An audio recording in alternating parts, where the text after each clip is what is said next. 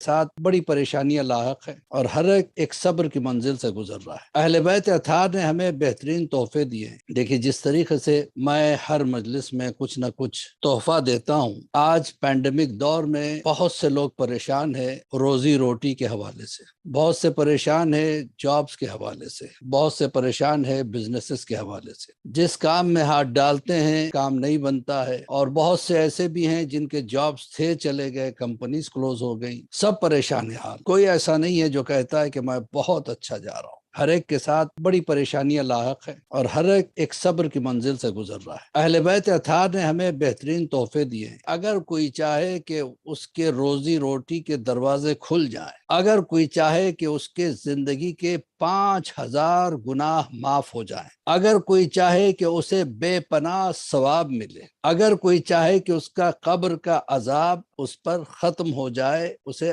قبر میں عذاب نہ ہو، تو ایسی چیز کے لیے ایک تسبیح مولا نے بتائی ہے۔ بہت بڑا عمل نہیں ہے، ایک چھوٹی سی تسبیح ہے جس کو ہم معمولی سمجھتے ہیں۔ اگر کوئی تسبیح روزانہ کم سے کم ایک تسبیح پڑھ لے، بہتر ہے کہ ہر نماز کے بعد پڑھے، تو انسان کے روزی روٹی کے دروازے اگر اس طرح بند ہے تو ایسے کھل جائیں گے۔ صحت خراب ہے تو صحت ہو جائے گی، بیمار ہے تو بیماریاں دور ہو جائے گی، شیطان کے شر سے وہ محفوظ رہے گا، دنیا کے امتحانوں میں وہ کامیاب ہوگا۔ تو چھوٹی سی ایک تسبیح ہے جو آج کا یہ تحفہ ہے۔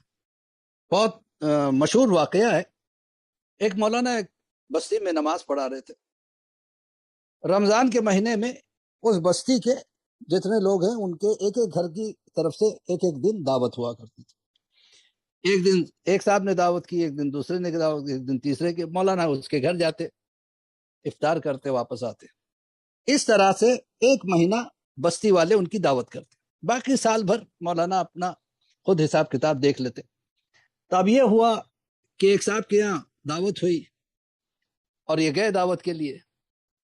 اب اس کے بعد جب مولانا نکل گئے وہاں سے تو بیوی نے اپنے شوہر سے کہا، ہمارے گھر میں کوئی نوکر نہیں چاکر نہیں، ہم دونوں ہی ہیں، اور میں نے کچھ پیسے ٹیبل پہ رکھے تھے جو کھڑکی کے قریب ہے، وہ پیسے غائب ہیں، اور ہمارے یہاں کوئی نہیں آیا سوائے مولانا کے۔ کہیں ایسا تو نہیں کہ مولانا لے کے چلے گئے؟ اب دل میں ایک کجی آ گئی، ایک شک آ گیا مولانا، لیکن کچھ کہا نہیں، احتراماً کچھ نہیں کہا، مولانا سے پوچھا بھی۔ اب وہ گزرتا گیا، ٹائم گزرتا گیا، ایک سال گزر گیا، پھر سے رمضان آیا۔ اب یہ شخص جس کے دل میں مولانا کے لیے شک آ گیا، اب مولانا کے پیچھے نماز پڑھنا بھی چھوڑ دیا، جو پہلی صف میں ہوا کرتا تھا۔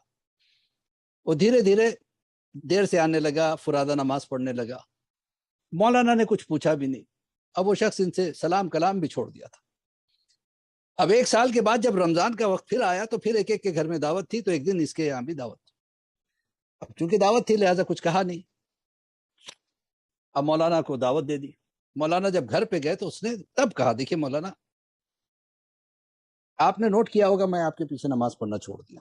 کہاں میں نے نوٹ کیا تھا، میں آپ سے بات کرنا چاہتا تھا لیکن پتہ نہیں کیوں آپ رکتے ہی نہیں تھے، چلے جاتے تھے تو بات بھی نہیں ہو پائی۔ کہا مولانا میں دل صاف کر دینا چاہتا ہوں، میرے دل میں آپ کے لیے شک آ گیا۔ کہ کس بات کا شک؟ جب پچھلے سال آپ آئے تھے، میری وائف نے جو کھڑکی کے پاس جو ٹیبل ہے اس کے اوپر پیسے رکھے تھے، تو آپ کے جانے کے بعد وہ غائب نظر آئے۔ آپ نے اس کو اٹھایا تھا؟ مولانا نے کہا ہاں میں اٹھایا تھا، اور رونے لگے۔ کہا آپ روتے کیوں ہیں؟ ہم نے تو کسی سے کہا بھی نہیں، اس کا ذکر کسی سے نہیں کیا تاکہ آپ کی عزت نہ ختم ہو جائے۔ کہا مجھے رونا اس بات کا نہیں ہے کہ تم نے مجھ پہ شک کیا، اصل میں اس دن کھڑکی سے ہوا ہی پیسے اڑنے لگے تھے، تو میں نے اٹھا کے قرآن کے اندر میں نے ان پیسوں کو رکھ دیا۔ افسوس یہ ہے کہ تم نے ایک سال ہو گیا قرآن کھولا نہیں۔ ذرا سوچو، یہ کہانی ہمارے گھر کی بھی ہو سکتی ہے، یہ ہماری بھی ہو سکتی ہے۔ کیا ہم نے قرآن آخری مرتبہ کب پڑھا ہے؟ وہ میں ان کی بات نہیں کرتا ہوں جو روزانہ پڑھتے ہیں، جو نہیں پڑھتے ان کی بات۔ جب خود نہیں پڑھتے تو بچوں کے قرآن کی کیا فکر کریں گے؟ عزیزان محترم، مجلس ازا کا مطلب ایک چینج اپنے اندر آنا چاہیے۔ اگر ہمارے اندر چینج نہیں آ سکا تو پھر وہ مجلسوں سے بھی کچھ فائدہ ہمیں نہ حاصل نہیں۔ مجلس کوئی انٹرٹینمنٹ کا ذریعہ نہیں ہے، مجلس کیریکٹر بلڈنگ کا نام ہے۔ مجلسوں سے ہمیں جو ہے نا سبق لینا چاہیے۔ اگر ہم نماز نہ پڑھیں، ہم قرآن نہ پڑھیں تو ہم بچوں کو کیا پڑھائیں گے؟ تو ہم فکر کرتے ہیں کہاں تک؟ اسکول کی فکر۔ ہم فکر کرتے ہیں کہاں تک؟ इंश्योरेंस की फिक्र, हम फिक्र करते कहाँ तक, सेहत की फिक्र, हम फिक्र करते हैं बच्चों की कहाँ तक, उनके कपड़ों की फिक्र, जो इस जिंदगी में 6 महीने के बाद, साल के बाद वो बच्चा इस्तेमाल भी नहीं करेगा, छोटे हो जाएंगे। और जिस चीज की फिक्र करना चाहिए वो है इखलाक। इस्लाम एक तहजीब का नाम है। आप रसूलुल्लाह की हयात का जायजा लें, रसूलुल्लाह ने सबसे पहले इखलाक को पेश किया, इस्लाम को पेश नहीं किया। सबसे पहले रसूलुल्लाह ने इखलाक पेश किया। काफिरों से मनवा लिया कि आप सादिक भी हैं, काफिरों से मनवा लिया आप अमीन भी है। तो रसूलुल्लाह ने सबसे पहले इखलाक का सबक पेश किया, जबकि काफिरों में प्रोपेगेंडा किया जा रहा था। ये रसूल, जब इस्लाम का ऐलान रसूलुल्लाह ने किया तो काफिरों ने एक चाल चली, का कोई मोहम्मद अरबी से बात ना करे, इसलिए कि वो जादूगर है, वो जादू के जरिए से हमारे खुदाओं को भुलवा देते हैं, अपने दीन को मनवा लेते हैं, कोई उनकी बात ना सुने, कोई उनके साथ ताल्लुक ना रखे, तरह तरह के प्रोपेगेंडे, ताकि लोग दूर रहे। अब यही किया गया रसूलुल्लाह के साथ। एक ज़ईफ़ा हुआ करती थी मक्का में, जब उसके कानों में खबर पहुंची कि कोई जादूगर मक्का में पैदा हो गया है, वो अपने जादू के जरिए से दीन खराब कर देता है, जिस दिन पे हम चलते थे, हमारे आबा अजदाद चलते थे, उन लोगों को जो है ना उससे दूर कर देता है। तो बुढ़िया ने सोचा अब आखिरी वक्त में मेरा दिन खराब हो जाए, इससे बेहतर है मैं मक्का छोड़ दूं। तो उसने सारा सामान एक गठरी में बांधा और उसको उठाने की कोशिश की, बड़े मुश्किल से घर के बाहर लाके उसने रखा, घर को ताला लगाया। अब उठा के वो सर पे उठाना चाहती है लेकिन उठा नहीं पा रही, वजन ज्यादा है। इतने में देखा कि सामने से एक खूबसूरत नौजवान आ रहा है। ने कहा कि क्या बात है अम्मा, कहिए मेरे सर पे उठा के रख दो ताकि मैं मक्का से निकल जाऊं। कहाँ जाना चाहती हूँ? तो मैं काफी दूर जाना चाहती हूँ, यहाँ से कई किलोमीटर के बाद एक छोटा सा गांव है, जो मेरे आबा और अजदाद वहां रहते थे, मैं वहां जाके जिंदगी गुजारना चाहती हूँ, इसलिए कि सुना मक्के में कोई खतरनाक जादूगर आ गया जो दीन खराब कर देता है। कहा मैं उठाऊं इस गठरी को? कहा उठा के मेरे सर पे रखूं। अब उस नौजवान ने उठाया तो गठरी बहुत वजनी थी। कहा मैं ये बहुत वजनी है, क्यों ना मैं खुद अपने कंधे पे उठाऊं और उस जगह तक पहुंचा दूं जहां तक तुम्हें जाना है। बुढ़िया ने कहा बहुत दूर है बेटा, बहुत लंबा चलना पड़ेगा, सहराई रास्ता है, मेरे पास पैसे नहीं है कि ऊंट या खच्चर या घोड़ा करवा सकूं। कहा कोई बात नहीं अम्मा, मैं साथ में चलता हूँ। कहा ठीक है, अगर तुम खिदमत करना चाहते हो तो ठीक है, बिस्मिल्लाह उठा लो। उस नौजवान ने उठा के अपने सर पे गठरी रखी और उस बुढ़िया के साथ चलता रहा, इधर उधर की बातें होती रही। बुढ़िया इखलाक से इतनी मुतासिर हुई, क्या बेटा कितनी अच्छी वो माँ होगी जिसने तुझे पैदा किया, कितना अच्छा बाप है वो जिसने तुझे पैदा किया, और कितना अच्छा इखलाक तुझे सिखाया है। मुझे नहीं पता था कि इस मक्का में तुझ जैसे बाइखलाक लोग भी रहते, वरना मैं मक्का छोड़ती नहीं। मक्का मैंने छोड़ दिया इसलिए कि जादूगर के डर से। बेटा तेरा नाम क्या है? क्या मैं वही जादूगर हूं जिसके डर से तूने मक्का छोड़ा है। मेरा नाम मोहम्मद अरबी। औरत ने कहा अगर वाकई तुम ही वो हो तो फिर मैं तुम्हारे इखलाक से इतनी मुतासिर हूं कि मुझे अपना कलमा पढ़वाओ। जो कलमा तुम्हारा है मैं पढ़ना चाहती हूँ, मैं तुम्हारे दीन को अपनाना चाहती हूँ। ये किसी खौफ से मुसलमान नहीं हुई, किसी इंप्रेशन की वजह से मुसलमान नहीं हुई, किसी दबाव की वजह से मुसलमान नहीं हुई, रसूल के इखलाक से मुसलमान होगी। रसूल ने यह भी नहीं कहा कि कलमा पढ़ो, कुछ नहीं कहा, सिर्फ इखलाक पेश किया। तो पता चला कि इखलाक एक ऐसी चीज है कि जिससे इंसान दूसरों को मुतासिर कर सकता है। तो अपने बच्चों में इखलाक पैदा करने की कोशिश करो, उन्हें सिखाओ कि उनसे, उनके बड़ों से उन्हें कैसा रहना है। बेशक अगर बच्चों की फ्यूचर की फिक्र है तो करो, लेकिन इखलाक भी होना चाहिए। कैसे होना चाहिए? हंसना होता है। मस्जिद में आए, देखा कि एक बूढ़ा सा आदमी वजू कर रहा है लेकिन वजू में गलती है। तो अब हसन हुसैन ने ये नहीं कहा जाके कि चाचा आपका वजू गलत है, हम होते तो यही करते ना, हम कहते कि भाई देखिए आपका वजू गलत है, आपने ऐसे पानी डाला, आपने ऐसे ऐसा नहीं करना चाहिए था, ये करना चाहिए था। लेकिन इमाम हसन हुसैन को इतना ख्याल है उस बुजुर्ग सहाबी का, उनकी उम्र का। कहने लगे चचा देखो हम दोनों वजू करते हैं, आप देखिए किसका वजू सही है।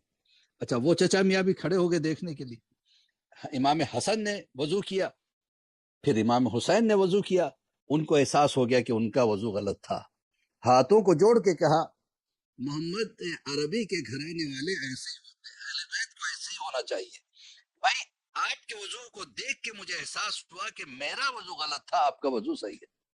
یعنی وضو ٹھیک بھی کرا دیا لیکن اخلاق کے دائرے میں. ایسے وضو ٹھیک کرا کہ وہ انسان پہ اتنا اثر کیا ان کے اخلاق کا. تو اسلام اخلاق کو سدھارنے کا نام ہے. سب سے پہلے ہاں بے شک آپ اپنے بچوں کو ڈاکٹر بنائیے، اپنے بچوں کو انجینئر بنائیے، اپنے بچوں کو سائنٹسٹ بنائیے، بے شک بنائیے، لیکن دیندار پہلے بنائیے تاکہ ڈاکٹر بنے، دیندار ڈاکٹر بنے. سائنٹسٹ بنے تو دیندار سائنٹسٹ بنے. اگر انجینئر بننا چاہتا ہے بچہ تو مذہبی انجینئر بنے. تو مذہب کا سکھانا ضروری ہے. مذہب سکھانے کے لیے خود کو مذہبی ہونا ضروری ہے. متوجہ ہے آپ حضرات؟ خود کو مذہبی ہونا ضروری ہے. پہلے دیکھیں کہ میرا مذہب کیسا ہے. دیکھیے جس طریقے سے میں ہر مجلس میں کچھ نہ کچھ تحفہ دیتا ہوں. آج پینڈیمک دور میں بہت سے لوگ پریشان ہیں روزی روٹی کے حوالے سے، بہت سے پریشان ہیں جابز کے حوالے سے، بہت سے پریشان ہیں بزنسز کے حوالے سے. جس کام میں ہاتھ ڈالتے ہیں کام نہیں بنتا ہے، اور بہت سے ایسے بھی ہیں جن کے جابز تھے چلے گئے، کمپنیز کلوز ہو گئی. سب پریشان حال ہیں. کوئی ایسا نہیں ہے جو کہتا ہے کہ میں بہت اچھا جا رہا ہوں. نہیں، ہر ایک کے ساتھ بڑی پریشانیاں لاحق ہیں اور ہر ایک صبر کی منزل سے گزر رہا ہے. اہل بیت اطہار نے ہمیں بہترین تحفے دیے. امام رضا علیہ الصلوۃ والسلام نے فرمایا ہے کہ اگر کوئی چاہے کہ اس کے روزی روٹی کے دروازے کھل جائیں، اگر کوئی چاہے کہ اس کے زندگی کے 5,000 گناہ معاف ہو جائیں، اگر کوئی چاہے کہ اسے بے پناہ ثواب ملے، اگر کوئی چاہے کہ اس کا قبر کا عذاب اس پر ختم ہو جائے، اسے قبر میں عذاب نہ ہو، تو ایسی چیز کے لیے ایک تسبیح مولا نے بتائی ہے. بہت بڑا عمل نہیں ہے، ایک چھوٹی سی تسبیح ہے جس کو ہم معمولی سمجھتے ہیں، وہ ہے لا الہ الا اللہ. اگر کوئی لا الہ الا اللہ کی تسبیح روزانہ کم سے کم ایک تسبیح پڑھ لے، بہتر ہے کہ ہر نماز کے بعد پڑھے، تو انسان کے روزی روٹی کے دروازے اگر اس طرح بند ہے تو ایسے کھل جائیں گے. صحت خراب ہے تو صحت ہو جائے گی، بیمار ہے تو بیماریاں دور ہو جائیں گی، شیطان کے شر سے وہ محفوظ رہے گا، دنیا کے امتحانوں میں وہ کامیاب ہوگا.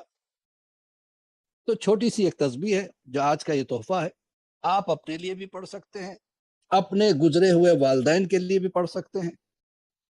ٹھیک ہے، تو ایک تسبیح پڑھ کے مثلاً اگر مرحوم کے لیے پڑھنا ہو تو جیسے ہر نماز کے بعد آپ پڑھ رہے ہو تو کوئی تسبیح اپنے والد کے نام سے بخشتے ہیں، کوئی والدہ اگر گزر گئی ہے، اگر باحیات ہے تو اللہ انہیں لمبی عمر دے، یا دادا دادی نانا نانی چاچا چاچی، یا خدا نہ خواستہ کسی کی اولاد گزر گئی، اللہ کسی کو اولاد کا غم نہ دے. لیکن اگر کسی کی اولاد گزر گئی ہے تو اللہ اس کے جو ہے نا درجات کو بلند کرے. اس کے لیے بھی یہ تسبیح بہت کام کی چیز ہے. دیکھیے ایک اور بات یاد آ گئی، میں آپ کے سامنے پیش کر دینا چاہتا ہوں. بہلول دانا بھی کیسے اخلاق کو سامنے رکھتے تھے، کس طریقے سے اس کا درس دیتے تھے. بہلول دانا گزر رہے تھے بازار سے، دیکھا کہ ایک شخص جنید بغدادی، یہ وہ شخص تھا جب وہ بولتا تھا اللہ نے بولنے کی طاقت دی تھی، بہترین خطیب تھا، بغداد کا مانا ہوا خطیب. جب وہ بولتا تھا تو ہزاروں کی تعداد میں لوگ آتے تھے اسے سننے کے لیے. جنید بغدادی اپنے کچھ چاہنے والوں کے ساتھ آ رہے تھے، دیکھا کہ سامنے سے بہلول دانا آ رہے. جنید نے کہا بہلول سلام. وعلیکم السلام. کہاں جا رہے ہو؟ جنید کا دل چاہا بہلول کو چھیڑے. لوگوں نے کہا کہ یہ پاگل ہے. پاگل اگل نہیں ہے، یہ بہترین عقل مند ہے، دیکھو ہم چھیڑتے ہیں. کہ بہلول میں چاہتا ہوں کہ تمہارے شاگردگی میں آ جاؤں تاکہ تم سے کچھ علم سیکھوں. کہا کہ میں تجھے اس لائق نہیں سمجھتا کہ میں تجھے اپنا شاگرد بناؤں. کیا مطلب؟ کیا میرا شاگرد بننے کے لیے تجھے امتحان دینا پڑے گا؟ کیا کیسا امتحان؟ کیا میں چند سوال کروں گا، اگر اس کا جواب تو نے دے دیا تو میں تجھے شاگرد بنا لوں گا، نہیں دے پایا تو میں تجھے اپنے شاگردگی کے لائق نہیں سمجھوں. دیکھیے کیسے ہوتے ہیں اہل بیت کے چاہنے والے بہلول دانا سے جنید نے کہا اچھی بات ہے، آپ پوچھیے کیا سوال پوچھنا چاہتے ہیں۔ بہلول نے کہا تجھے بولنا آتا ہے؟ اب دیکھیے سوال بھی کیسے، بولنا آتا ہے۔ یہ اپنے نطق پر مشہور تھا، اپنے بولنے پہ مشہور تھا، اپنی خطابت پہ مشہور تھا، بہترین بولنے والا تھا، بہترین خطیب تھا، بہترین سپیچز دیتا تھا۔ اس سے بہلول دانا پوچھتے تجھے بولنا آتا ہے؟ حیران ہو کے اس نے چاروں طرف دیکھا، جو اس کے چاہنے والے بھی تھے، یہ کیا سوال ہے، کیسا سوال، کس سے سوال کر رہے ہو؟ کسی عام آدمی سے نہیں کہہ رہے ہو، تم جنید بغدادی سے سوال کر۔ کہاں میں جانتا ہوں جنید بغدادی سے سوال کرتا ہوں، میرا جواب دے، کہاں آتا ہے بولنا آتا ہے؟ کیا کیسے بولتا ہے؟ اب جنید پریشان ہو گئے، کیسے بولتا ہے کیا مطلب؟ سوچ سمجھ کے بولتا ہوں، پہلے تیاری کرتا ہوں، پریپیئر کرتا ہوں اپنے آپ کو، کتابیں پڑھتا ہوں، ریفرنسز رکھتا ہوں، ایتھینٹسی دیکھتا ہوں، پھر اس کو بولتا ہوں۔ کیا نہیں تجھے بولنا نہیں آتا؟ اچھا مجھے نہیں آتا تو پھر اور کوئی سوال؟ ہاں دوسرا سوال کیا ہے؟ کیا تجھے کھانا آتا ہے؟ عجیب سوال ہے، کہاں آتا ہے، کیسے کھاتا ہے؟ بسم اللہ پڑھ کے کھاتا ہوں، وضو کر کے کھاتا ہوں، چبا چبا کے کھاتا ہوں، دھیرے دھیرے کھاتا ہوں، کھانا کھاتے وقت ادھر ادھر نہیں دیکھتا، کھانا کھاتے وقت جو ہے نا کسی سے بات نہیں کرتا، چپ چاپ بیٹھ کے، یعنی کھانے کے جتنے آداب ہے بس بیان کر دے جنید۔ بہلول نے کہا افسوس تجھے کھانا بھی نہیں آتا۔ جنید نے کہا اور کوئی سوال؟ کہا آخری سوال، کیا ہے؟ سونا آتا ہے؟ کیا سونا آتا ہے؟ ہاں کیوں نہیں آتا ہے، کیسے سوتا ہے؟ کہ میں وضو کر کے سوتا ہوں، تلاوت قرآن کر کے سوتا ہوں، دعائیں پڑھ کے سوتا ہوں، اپنے کو حصار میں دے کے سوتا ہوں۔ کہ جا تجھے سونا بھی نہیں آتا۔ اب جنید بغدادی پریشان ہو گیا، اچھا ٹھیک ہے، مجھے نہ کھانا آتا ہے، نہ بولنا آتا ہے، نہ سونا آتا ہے، جواب تو دے دو، شاگرد مت بناؤ، کوئی بات نہیں۔ بہلول جانا کے جواب سنیے گا، پھر اس سے سمجھ میں آئے گا کہ کس قدر بہترین میسج پہنچانے والے تھے بہلول دانا، کتنے خوبصورت انداز میں اہل بیت کا پیغام ہم تک پہنچانے والے تھے۔ بہلول دانا نے کہا کہ ٹھیک ہے، میں نے جو تجھ سے پوچھا بولنا آتا ہے؟ تو نے کہا ہاں، کتابیں پڑھ کے بولتا ہے، سوچ سمجھ کے بولتا ہے، چلا کے نہیں بولتا ہے، آرام سے بولتا ہے، جلدی جلدی نہیں بولتا، رک رک کے بولتا ہے، ایسے بولتا ہے تاکہ لوگوں کے سمجھ میں آ جائے، سب کچھ بولتا ہے، لیکن اصل چیز وہ تو نے بیان نہیں کی۔ کیا ہے؟ تو سچ بولتا ہے یا جھوٹ بولتا ہے؟ اگر جھوٹ بولتا ہے تو پڑھ کے بولتا ہے تو غلط ہے، تو حرام ہے، سوچ سمجھ کے بولتا ہے تو حرام ہے، جلدی بولتا ہے تو حرام ہے، دھیرے سے بولتا ہے تو حرام ہے۔ جنید بغدادی چکرا کیا اس جواب پہ، کہا بالکل آپ نے صحیح کہا۔ تو پھر جو آپ نے مجھ سے کہا تھا کھانا آتا ہے، یہ بھی ذرا آپ واضح کر دیجئے۔ کہا کہ تو نے کہا چبا چبا کے کھاتا ہوں، بسم اللہ پڑھ کے کھاتا ہوں، اور رک رک کے آرام سے کھاتا ہوں، لیکن یہ تو نے نہیں بتایا کہ تو حلال کھاتا ہے یا حرام کھاتا ہے۔ اگر حرام کھاتا ہے، چبا چبا کے کھاتا ہے تو بھی حرام ہے، بسم اللہ پڑھ کے کھاتا ہے تو بھی حرام ہے، رک رک کے کھاتا ہے تو بھی حرام ہے، وضو کر کے کھاتا ہے تو بھی حرام۔ اچھی بات ہے، مجھے دونوں جواب بالکل صحیح آپ نے عنایت فرما دیا۔ اب یہ بھی بتا دیجئے کیا مجھے سونا کیوں نہیں آتا؟ کیا تو نے کہا تھا وضو کر کے سوتا ہوں، قرآن پڑھ کے سوتا ہوں، دعائیں پڑھ کے سوتا ہوں، یہ ساری چیز حصار میں دے کے سوتا ہوں، سب کچھ تو نے بتا دی، لیکن یہ نہیں بتایا کہ سونے سے پہلے مومنین کا حق ادا کر کے سوتا ہے یا ان کا حق گردن میں اپنے لے کے سوتا ہے۔ اگر ادا کر کے سوتا ہے تو سب ٹھیک ہے، اگر تیرے گردن میں پڑوسیوں کا حق ہے، تیرے گردن میں یتیموں کا حق ہے، تیری گردن میں مومنین کا حق ہے، تو دعا پڑھ کے سوئے تو غلط، تو وضو کر کے سوئے تو غلط، تو حصار میں لے کے سوئے اپنے آپ کو تو غلط، قرآن کی تلاوت کر کے سوئے تو بھی غلط۔ جنید بغدادی نے کہا ہاں واقعی میں ابھی اس لائق نہیں بنا کہ آپ کا شاگرد بن سکوں۔ مطلب کیا، یہ ساری چیزوں سے یہ میسیجز کیوں دیے گئے؟ تاکہ ہمیں اچھا کرنے کے لیے ہم پہلے مذہبی بنے، اس کے بعد ہمارے بچوں کو مذہبی بنائیں۔ بچوں کو ڈاکٹر بناؤ لیکن مذہبی ڈاکٹر ہو، بچوں کو انجینئر بناؤ لیکن مذہبی انجینئر ہو، بچوں کو سائنٹسٹ بناؤ لیکن مذہبی سائنٹسٹ ہو، دیندار سائنٹسٹ ہونا چاہیے۔ ہماری مجلسوں میں ایسے ٹاپک آنا چاہیے جس میں ہم میں چینج آ سکے۔ اگر مجلس پوری کی پوری ہم نے سن لی لیکن ہم اپنے گریبان میں جھانک کے نہیں دیکھ سکے تو پھر مجلس کا فائدہ کیا ہے؟